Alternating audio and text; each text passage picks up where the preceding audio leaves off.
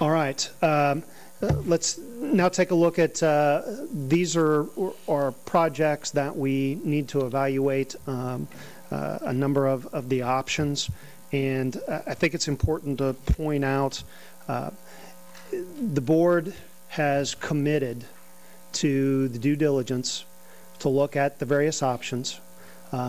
We have really a three-pronged approach. At least that's the way I'm going to move forward. Knowing that these decisions impact schools, which means people, students, teachers, community.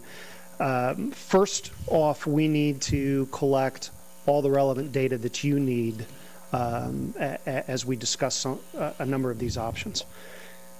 From that point, and I think you could see some of the designs we just saw were some of the data requests you all had at the last meeting to come back. What does this look like? How does this really fit on the site? How is this going to attach to the building? It's just one example of the type of information we need to bring back.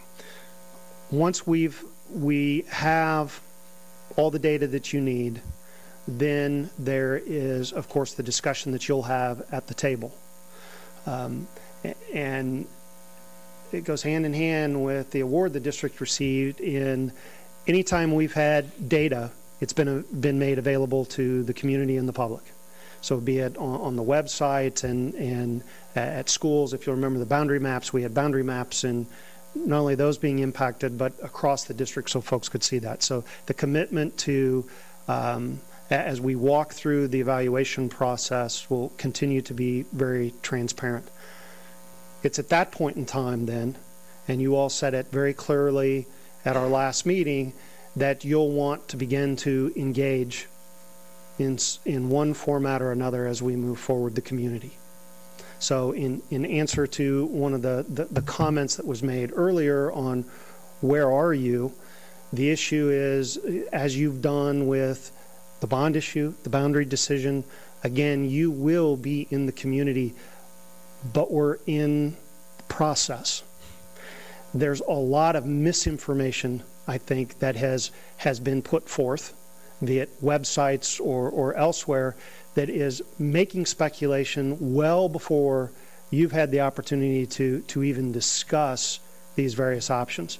And it's once that process has moved forward and you're prepared to be able to have, this is option one, this is option two, this is option three, whatever that might be, then we'll have the opportunity for the community feedback. So I think there's still the misconception of decisions been made. They're all, and as we get to a couple of these projects, I'll try the best I can to clarify some aspects, and hopefully that will help get everybody to understand we're going to follow a very deliberate process. The discussion and the information will be, as always, very much at this table and made available to the public. So as we take a look at the first one, let's take a look at Caldwell. Southeast High School. In the 2008 bond, adding 4 general classrooms, special ed suite, and then significant athletic upgrades, both interior and exterior. The auditorium has been completed. And then music suite designed as FEMA shelter, and then looking at the technical education area. And then on the new southeast quadrant, it was construction of a high school for 800, expandable to 1,200 or more, and then new district stadium and track seating for 5,000.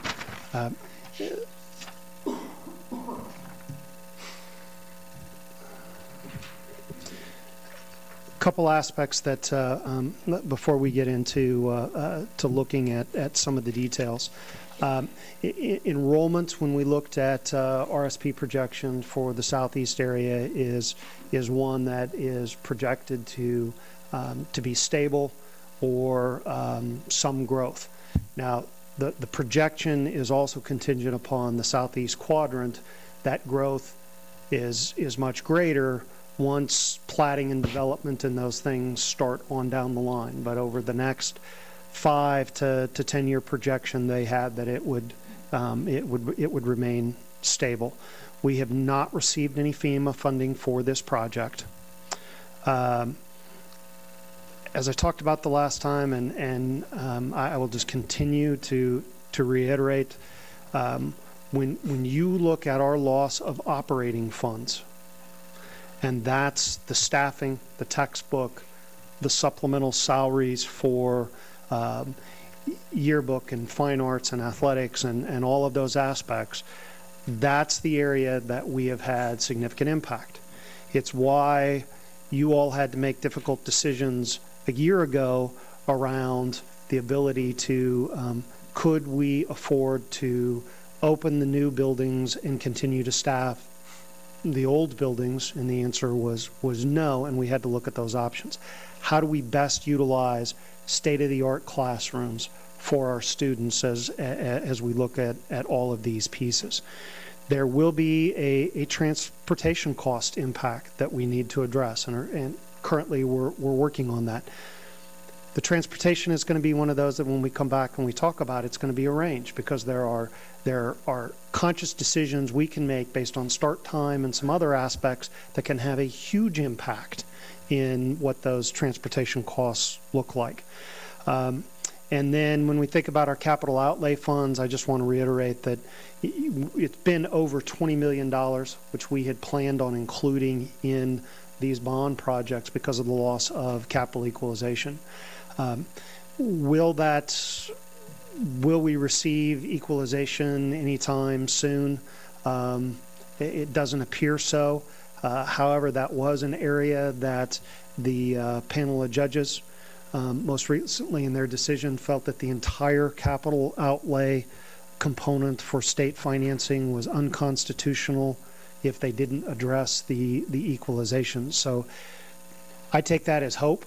But if we look at the last Supreme Court decision, it didn't take more than 18 months before both the executive and legislative branch ignored that decision. So these are the aspects that continue to hamper us when we look at building a new southeast quadrant and renovating the current southeast. And that's really going to be the deciding factor in the ultimate decision is how does that look.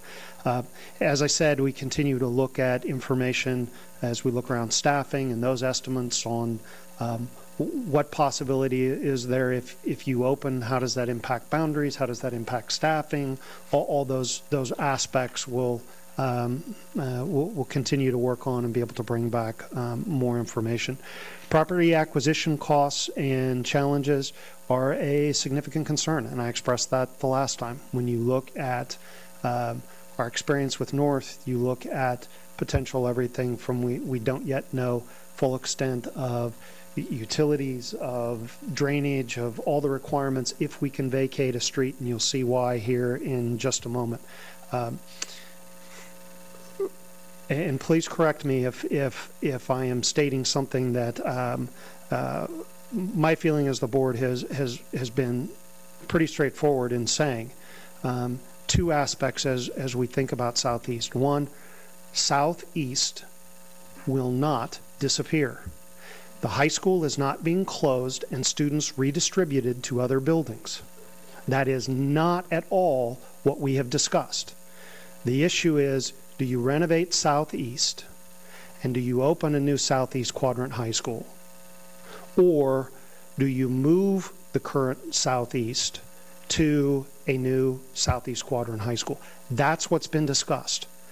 Somehow there has been a misconception of closing Southeast and redistributing those students to other high schools. Now, if we open a new building and maintain the current Southeast, there will be significant boundary impact to not just those two schools, but to East and to West, and those are some of the aspects we're gonna have to take a look at. And we have to be very cognizant of the issues that occurred when Northwest opened and how that impacted West. And there are some lessons learned there that we don't want to repeat. So that is another caveat to that. But there is no intention. The traditions of Southeast, all of that stay. Southeast continues to exist as it has as a very viable, important part of Wichita Public Schools. It is not being closed and students being dispersed elsewhere. And I think that that's kind of in the vacuum as folks are wanting decisions and don't want to wait for the process and your ability to work through that deliberately. Of course, the vacuum things get put in when there isn't the definitive answer that everybody wants. The second is there is no intent, if Southeast was to be vacated, for that building to be a vacant building. It will not be an empty building. And I know there have been comments made, and we've all received various emails about what that would do in having a vacant building with vandalism, those types. It will not be vacant. And I think you all have made that perfectly clear, that that would not be a consideration for you if there weren't some potential options for the use of that building. So those are two big items I want to say up front. And if that is not the feeling of the board, then we'll have to change assumptions as we move forward. But that was my understanding from your discussion at the last meeting. All right.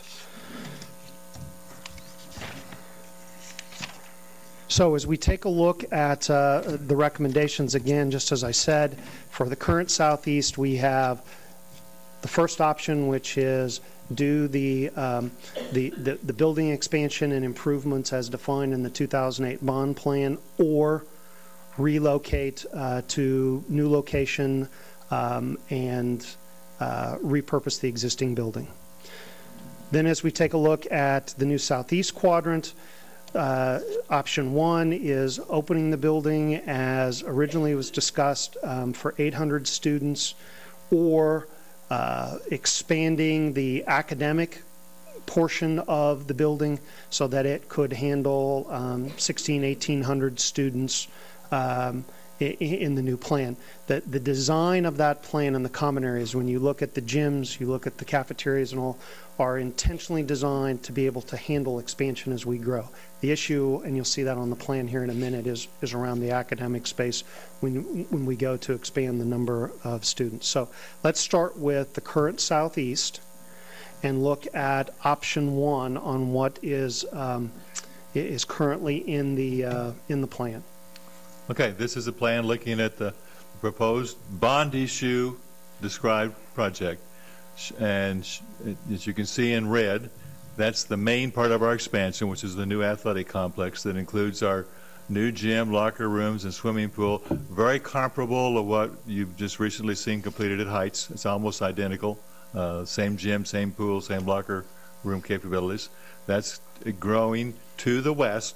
Just take the existing gym space there, as you can see, and we're just expanding that off to the west. It's about a 60,000 square foot new constructed space. Also included in that expansion would be some additional lobby space, some office space, and then a wrestling room, new wrestling room, again comparable to what we've done at the other schools, that would be also hardened to become one of their shelters, shown there in purple. The other part of the expansion is up around the fine arts area. You can see shown in purple up there. This would be a new band and vocal expansion with offices and ensemble practice rooms, etc. Expansion of the music area. That also, shown in purple, would be hardened to be the second shelter. So there'd be two shelters.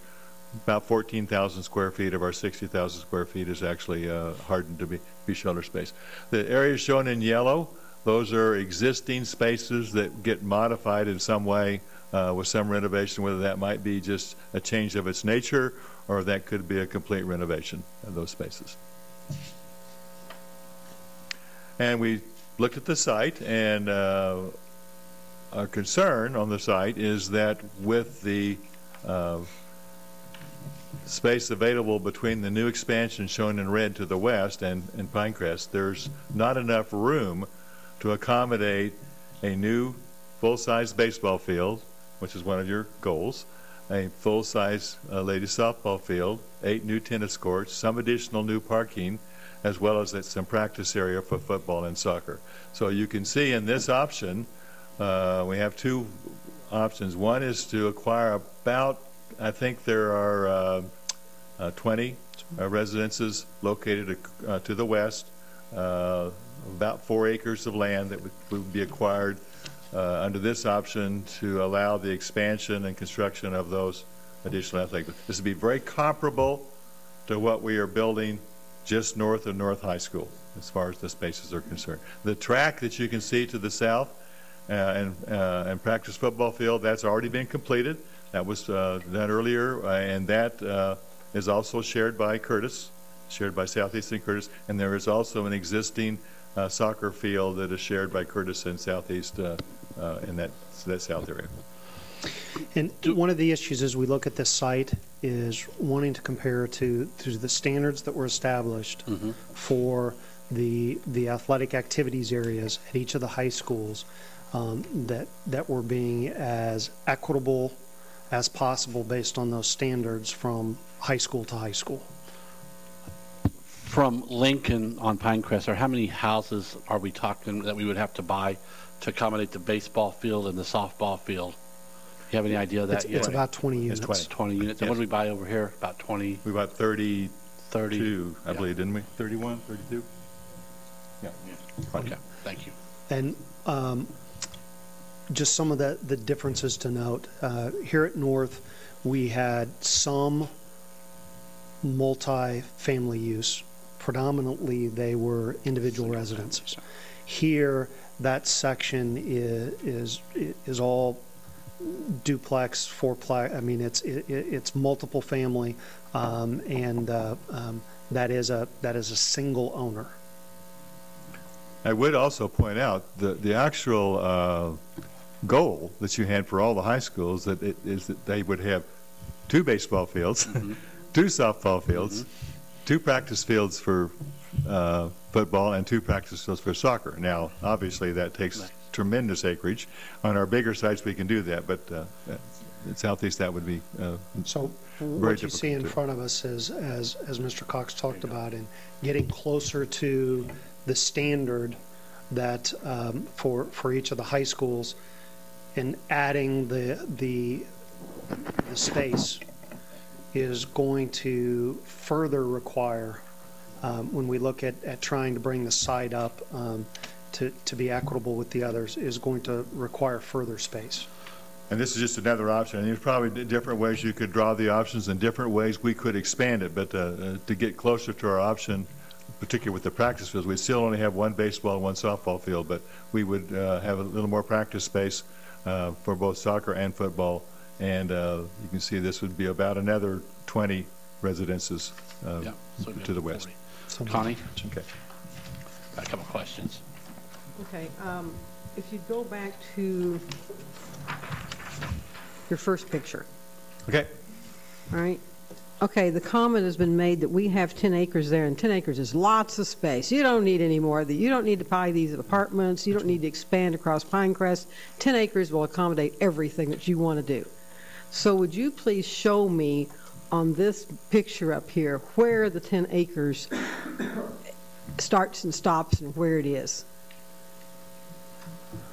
as best you can? Basically, yeah, it's right. Come on down to the drive that comes out. Right there. Right. There you go. So it comes down there, so that 1 practice field would be in the 10 acres. And that is also all the PE space. That's what? That's the physical education space. For? All the PE classes. For all the PE classes. At Heights? At both Curtis and Southeast? For Southeast. For Southeast. So And I believe Curtis uses, Mr. Faflick, correct, Curtis uses this area through here. Okay, now I just want to make sure I'm clear on what you're telling me. So what I just heard you say was the 10 acres that people are telling us is ample space is where that practice field is. That's the 10 acres. Is that correct? And then He goes to Lincoln, from Lincoln to the Cross Drive, right there they go. Right here. And Okay. from the parking lot to Pinecrest, that's the 10 acres. So what the 10 acres would, on this drawing, would include the practice field, the new parking, Okay, and the reason parking is required Yeah. would be because of you're adding capacity at Sure. the gym. You have So to add To parking. meet the requirements in the tennis courts. That would not allow space Okay. for baseball or softball. all right, so it's basically, the 10 acres is what is between the current facility and Pinecrest. Correct. That's the 10 acres, That's the 10 acres. right? Something else to think about is baseball, basically, we have a defined stadium. Yeah, The outfield fence is, your standard is 315 feet from home plate to the left field out of bounds. You know, major leagues are bigger than that, but yours is 315. When you take the baseball field and set it in that 10 acres, there's no way to put that in there without the outfield going down into Pinecrest, or the other way, home plate in Pinecrest. And also, you'd have to have the outfields would have to overlap, much like they did here at North. I mean, there's a remember baseball that. field alone takes almost 4 acres just Yeah. for a baseball field. So, you know, you do baseball field, softball field, a practice soccer field or football field takes about 4 acres. So you add those up, 10 acres just isn't enough It's to not do it all. enough. Now, could you get by with it? They have been, but that's not what our goal was. Our goal was to create equitable baseball field, softball field, 8 standard tennis courts, and full-size practice fields for our students that participate. To your question, let me go one more slide here. When you take a look at the current There we go. activity acreage for each of the high schools, north is 19 acres, southeast is 20.6. You can see how that compares to the other high schools. If you go back and you did not acquire additional property, and you did the addition of the new addition for the gym and the pool and the parking, you've now dropped southeast with no additional property acquisition to going the wrong way. Instead of that 19, you're at about 16.9. So southeast becomes the smallest area and would not have the equitable facilities without property acquisition compared to the other schools. Okay. Okay. Cheryl? Okay, my question involves that same diagram or that same picture, because I just want to because we have Curtis sitting there using this space too. And if we don't acquire the new land and we do add the new addition, then we've cut down not only what's available to Southeast, but also what's available to Curtis, correct? That's correct. And it's my question is, if we do acquire the new land, build the new fields, would those still be used by Curtis? Could those be part of what Curtis uses a practice field for PE or whatever? Because they don't have enough either. Yes. Is that the thinking? Yes. Okay. Barb? Where the softball field is located, part of it's on one side of Pinecrest, the other's on the other side of Pinecrest, right? You have to be very careful if you're playing in the outfield in that stadium. Well, that's what I'm wondering, and I'm wondering if those people that live in those houses are going to feel very safe, softball, hardball wise. So I did read that right. I'm not real Yeah, this would involve closing a portion of Pinecrest, obviously. right, between, but the way the diagram looks, there's still quite a few homes left there. There are still some, yes. And and when you build the new softball field or the new baseball field, they have fences, but you also have to have some green space from the fences to streets or to Yeah. homes, et cetera. So you don't want to just have a fence come right up to the backyard of somebody. So there needs to be, in addition to like I said, it's almost 4 acres for the baseball field, but there also needs to be some space around for practice activity as well as balls that go out of the field, so that we create a hazard. Can I ask for a request right now, John, because I might Yeah. forget? What about providing the board with where Caldwell's playground is going to be approximately, what Curtis is going to be using and what Southeast is going to be using and what's duplicate within Southeast and Curtis, so we get a better understanding. So kind of a total site utilization? Yeah. Okay, That would be helpful. That would be, thank you. we can do that. I have a question. And I know the answer, but I just want to, how many high schools and middle schools in the city do we have now that are sharing property? We're talking about equity here. We don't have any other high schools and middle schools that are sharing facilities other than Curtis and Southeast. Is that correct? High school and middle school, we do have Enterprise. That'd be correct? But Enterprise is far enough away from South that they're not sharing. They're not sharing any. One in a Right. close proximity, But they're not sharing any facilities. Correct. But yet at Southeast, we're showing Curtis and Caldwell are sharing facilities with Southeast, correct? Yes, it's a tight space, so that they all utilize. Okay. If I'm understanding your question. Thank you. Connie? All right, I want to go back to your option 1, please. I want to make sure I heard you correctly. In this option, obviously, we're going to have to close a portion of Pinecrest. Right. And we're going to have to purchase some multifamily units there. I think you said there were approximately 20 I units believe in that there. underneath the baseball and softball field there, there's, I believe, 20 About 20 units. units.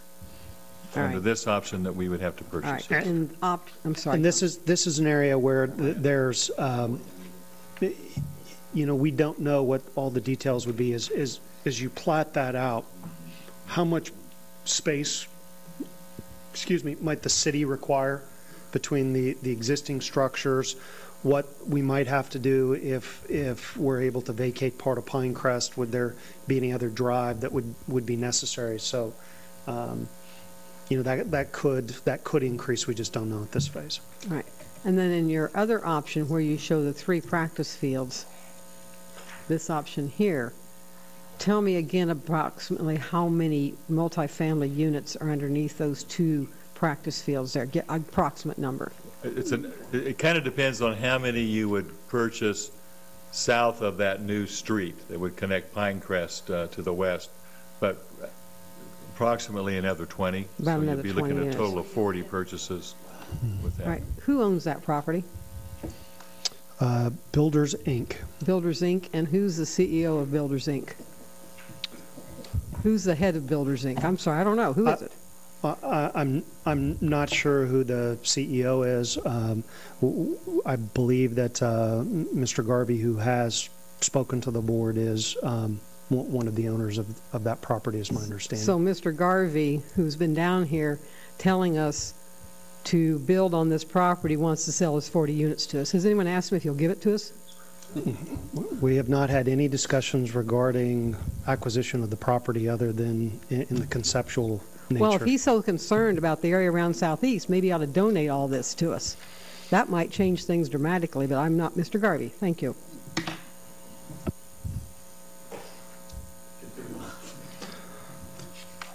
Okay, that showed the acreage. Then we look at Southeast option 2, which is relocating the current Southeast to a new facility, and then repurposing the current Southeast building. Want me to do this one, too? Yes, Okay, please. this is the 125-acre tract of land that you currently own at Pawnee and 127th Street. You can see up to the northeast is a section of land that you do not own, so it's kind of an L-shaped piece of ground. As you come in off of Pawnee, you had designated 10 acres of the 125 acres to be for a future possible elementary school. So what we've looked at is developing basically the land from the future development in the elementary school potential site to the south. So we're developing about 100 or so, 110 acres of land. We'd have access roads coming in from Pawnee Street, also from 127th Street.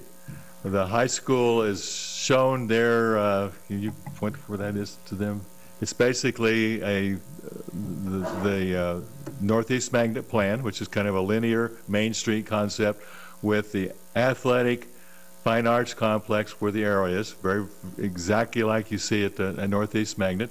And I would point out that those are all sized per your standards for a 800 student or 1,800 or 2,000 student high school. Those are the gym, swimming pool, locker rooms, all of those are the size for the larger size.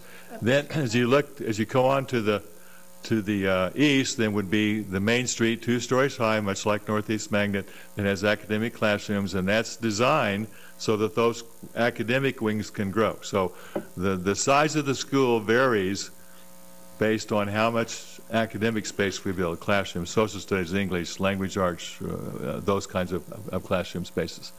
The building, as you see, if it was fully expanded, would be approximately 280,000 square feet in size. The current Northeast Magnet's 200,000 square feet. So adding about another 80,000 square feet of space is how you grow from the base building to the enlarged building. Okay? Then the real advantage of this site, obviously, compared to what we've been looking at, is that on 110 acres, much like Northwest High School and Heights High School, we have lots of space to do our outdoor activities. You can see we have the stadium space. Again, if you look at Northeast Magnet, you see the bowl that was built for that to happen someday in the future, but that would be our stadium. We have track and field. Would also have seating for 5,000 for track events and football and soccer events. There is parking for 1,000 cars on both sides of the stadium with access drives in and out.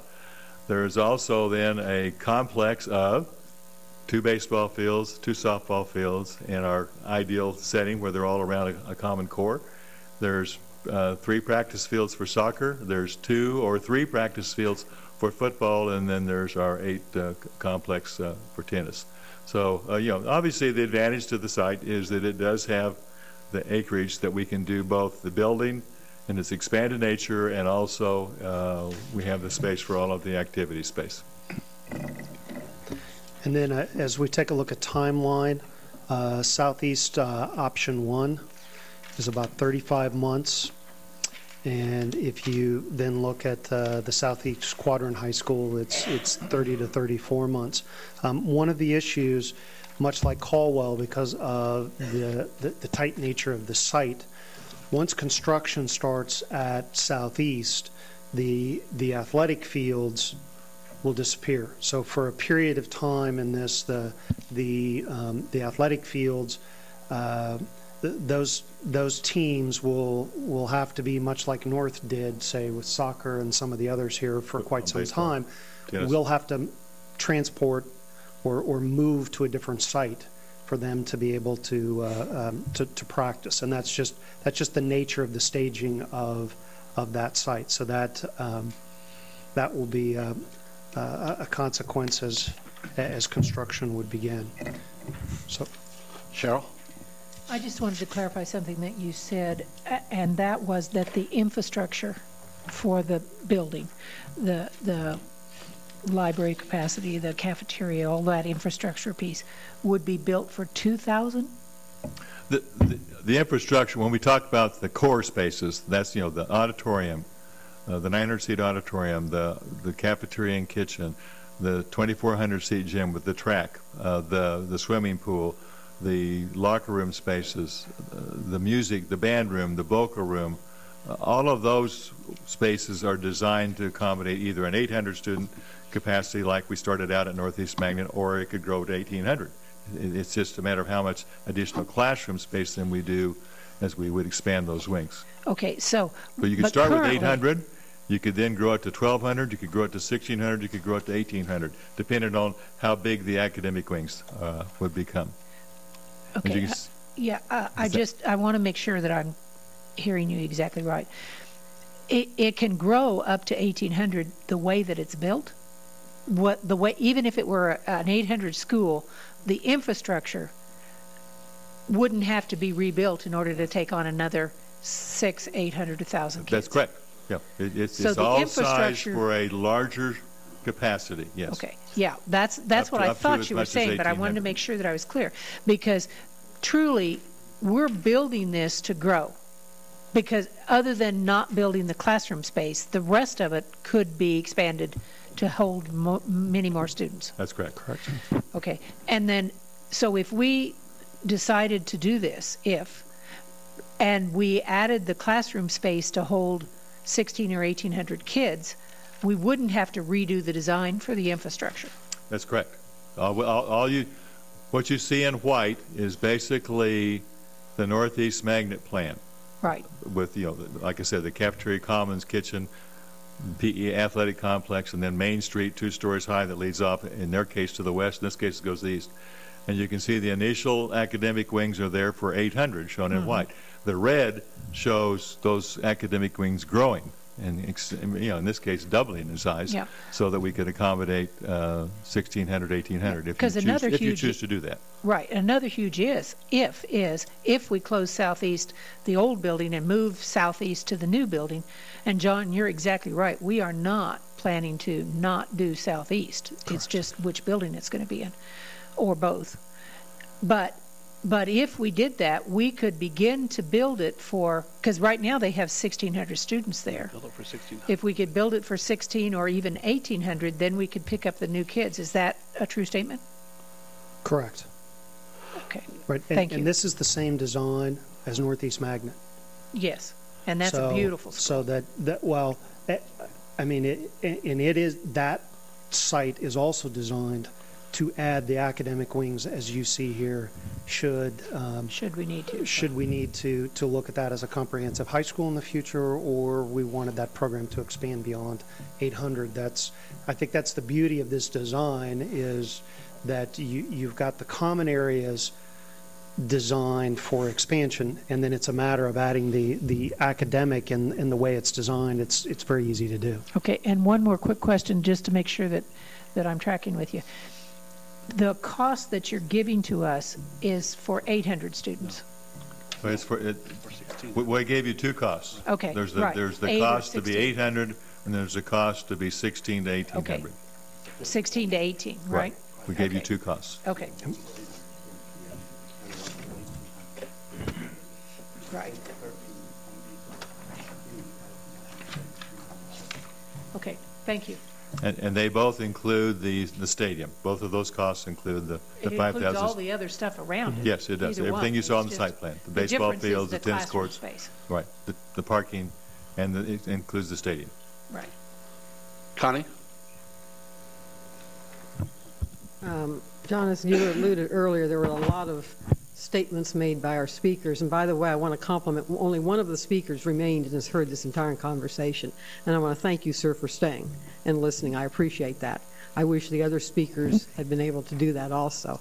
It's really frustrating when people come down and talk to us, which they're certainly welcome to do and encouraged to do, and then they leave before we talk about the item that they came to speak about. It's frustrating because we're trying to share information. So thank you, sir, for staying. I appreciate that. Well, you're certainly welcome to, and thank you very much. Anyway, I did want to ask, because again, I want to make sure that we're clear about this.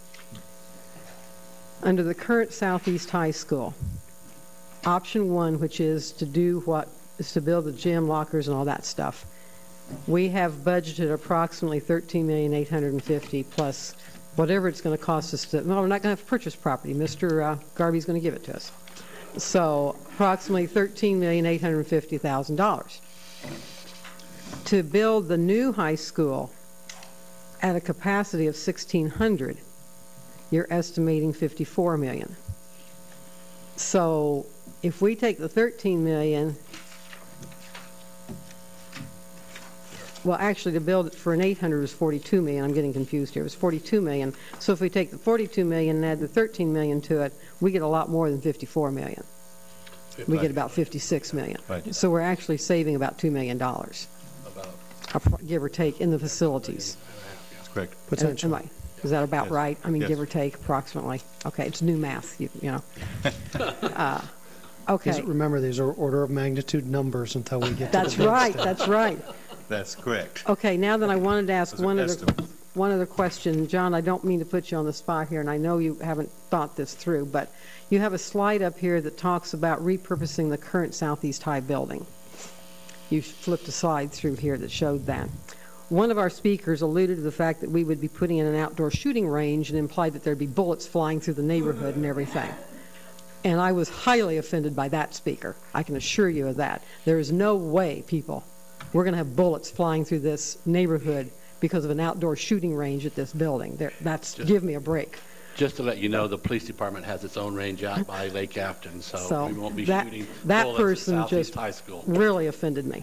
But having said that, could you just, and I don't mean to put you on the spot, but could you talk about some of the possibilities of repurposing this building? Because again, we're hearing all kinds of stuff out there. And I know you're not prepared with a proposal, and so I really don't, if this is unfair to even, Well, I can address it in general terms. That's fine. That's what I need right now. There were comments made that appeared in the paper about conversation regarding the joint city-county. Again, those were just conversations, the what ifs, what's necessary or on their list regarding what their needs are that they're looking at building. How might that coexist with a portion of the current Southeast?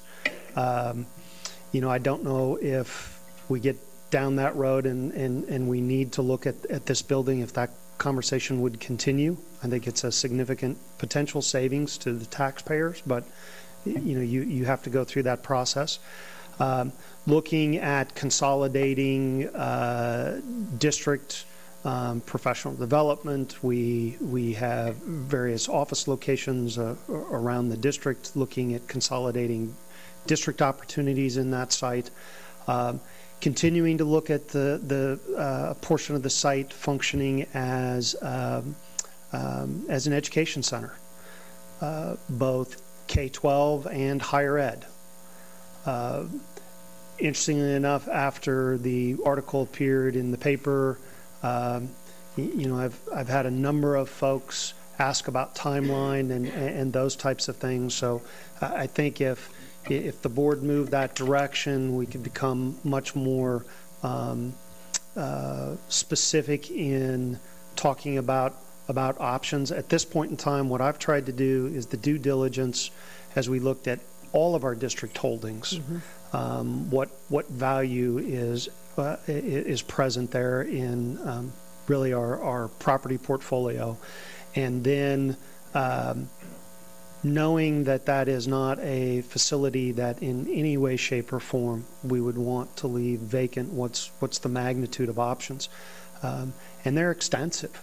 I mean, I think it's more narrowing the options than it is trying to develop an option. Yeah. And that would be something that if, when the board's ready, I can provide more specific information. And at this point in time, any conversations that the district has had have been very informal, kind of the what if, and some of the folks that have contacted the district to say what if, and we'd be prepared to look at more specificity as we move forward in the process.